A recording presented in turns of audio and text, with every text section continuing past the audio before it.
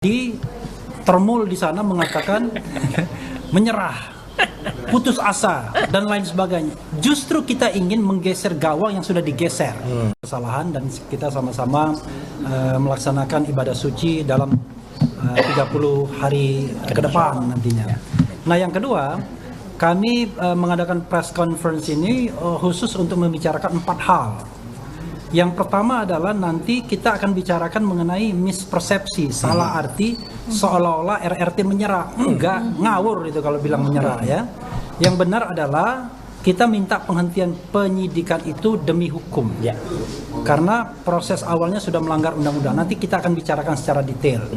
Yang kedua, Dr. Tifa menemukan spesimen yang berbeda antara yang di press conference-kan Tipidum, Brigjen Johandani pada tanggal 22 Mei dengan apa yang diberikan ke Bonatua Silalahi salah satunya setelah dia memenangkan gugatan di Komisi Informasi Pusat. Itu 2 spesimen yang berbeda. Kalau yang berbeda, sementara yang mengumumkan adalah 2 institusi resmi, itu masalah. Nanti Pak Ugrom bisa menambahinya. Yang ketiga, Mas Roy seperti biasanya akan menunjukkan kaosnya. Mas Roy akan bicara mengenai spesimen yang lain, mengenai ijazah dan lain sebagainya. Dan skripsi. Jadi 3. Nah, yang keempat, kita mau spill rencana CLS, Citizen Lawsuit yang dilakukan oleh Purnawirawan TNI. Ada Maijen, ada Brigjen, ada Marsekal pertama, ada Laksamana juga ya. Nanti disampaikan oleh Laksma Pak Mur ya, Laksamana pertama. Jadi itu 4 hal yang akan kita sampaikan. Nah, untuk agar kesalah pengertian ini tidak berlarut, saya ingin membacakan secara pelan-pelan mengenai mengapa penyidikan harus dihentikan. Jadi termul di sana mengatakan menyerah, putus asa dan lain sebagainya. Justru kita ingin menggeser gawang yang sudah digeser. Gawang yang kita ingin geser adalah gawang pembuktian apakah ijazah itu palsu atau asli. Bukan pembuktian apakah Roy Suryo, Dr. Tifa, Risman melakukan pencemaran nama baik atau tidak, ujaran kebencian atau tidak, fitnah atau tidak. Karena itu very real sesungguhnya setelah ijazahnya dibuktikan asli atau palsu sebagaimana dikatakan oleh Profesor Din Samsudin dalam keterangan ahlinya yang kemudian kita ketahui bersama setelah adanya press conference.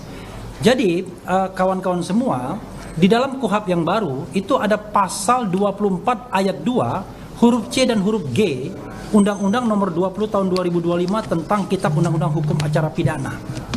Di situ dikatakan ada 10 sebab mengapa sebuah proses penyidikan itu bisa dihentikan. Restoratif justice yang dimintakan oleh Egy Sujana dan Damai Hari Lubis itu hanyalah 1 dari 10 sebab tersebut. Sebab-sebab lainnya yaitu tidak terdapat cukup alat bukti. B. Peristiwa tersebut bukan merupakan tindak pidana. C. Penyidikan dihentikan demi hukum. D. Terdapat putusan pengadilan yang telah memperoleh kekuatan hukum tetap terhadap tersangka atas perkara yang sama. E. Kadaluarsa. F. Tersangka meninggal dunia. G. Ditariknya pengaduan pada tindak pidana aduan. H. Tercapainya penyelesaian perkara melalui mekanisme keadilan restoratif. Itu cuma 1 saja. I. Tersangka membayar maksimum pidana denda atas tindak pidana yang hanya diancam dengan pidana denda paling banyak kategori 2. Itu 50 juta ya. Tersangka membayar maksimum pidana denda kategori 4 atas tindak pidana yang diancam dengan pidana penjara paling lama 1 tahun atau pidana denda paling banyak kategori 3. Ya kira-kira 200 juta ya. Nah, jadi dari ketentuan di atas kami ingin menggarisbawahi huruf C. Huruf C di atas mengatakan penyidikan dihentikan demi hukum. Maksudnya kami sudah mengatakan dari awal ya bahwa yang namanya proses penyelidikan dan penyidikan yang dilakukan oleh Polda Metro Jaya melanggar pasal 10 ayat 1 dan ayat 2 Undang-Undang Nomor 31 Tahun 2014. Sekali lagi, melanggar pasal 10 ayat 1 dan ayat 2 Undang-Undang Nomor 31 Tahun 2014 tentang perlindungan saksi dan korban. Saya bacakan biar jelas. Pasal 10 ayat 1. Saksi, korban, saksi pelaku dan atau pelapor tidak dapat dituntut secara hukum baik pidana maupun perdata atas kesaksian dan atau laporan yang akan, sedang atau telah diberikannya, kecuali kesaksian atau laporan tersebut diberikan tidak dengan itikat baik. 2. Dalam hal terdapat tuntutan hukum terhadap saksi, korban, saksi pelaku dan atau pelapor atas kesaksian dan atau laporan yang akan, sedang atau telah diberikan, tuntutan hukum tersebut wajib ditunda hingga kasus yang ia laporkan atau ia berikan kesaksian telah diputus oleh pengadilan dan memperoleh kekuatan hukum tetap. Jadi kawan-kawan semua, secara de facto Roy, Rismond dan Dr. Tifa adalah saksi dalam kasus yang dilaporkan TPUA. Jadi dilaporkan TPUA pada tanggal 9 Desember 2024 berdasarkan surat TPUA tanggal 30 Juni 2025 yang ditandatangani oleh Wakil Presiden TPUA Rizal Fadila. Ini suratnya, ya. Jadi suratnya saya bacakan. Kepada yang ini tim pembela ulama dan aktivis, kopnya. Kemudian kepada yang terhormat penyidik perkara pemalsuan surat / dokumen dalam kurung surat pengaduan adanya temuan publik dan berbagai lembaga media sosial sebagai bentuk notoire feitan cacat hukum ijazah S1 oleh Jokowi oleh TPUA oleh tim atau POA / tim pembela ulama dan aktivis perihal pengajuan sebagai saksi.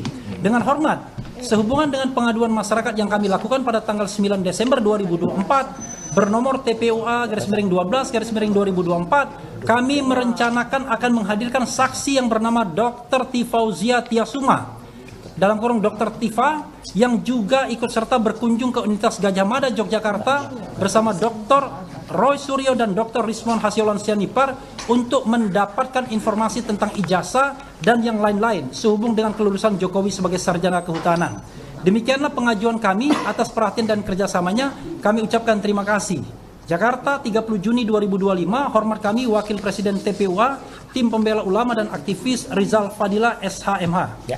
Ditandatangani. Siap. Jadi jelas di sini bahwa RRT Roy, Rismond dan Dr. Tifa bertindak sebagai saksi dalam gelar perkara khusus yang diadakan pada tanggal 9 Juli 2025. Karena itu dia masuk dalam perlindungan dalam Undang-Undang Saksi dan Korban, perlindungan saksi dan korban, yaitu pasal 10 yang sebagaimana yang sudah saya sebutkan tadi.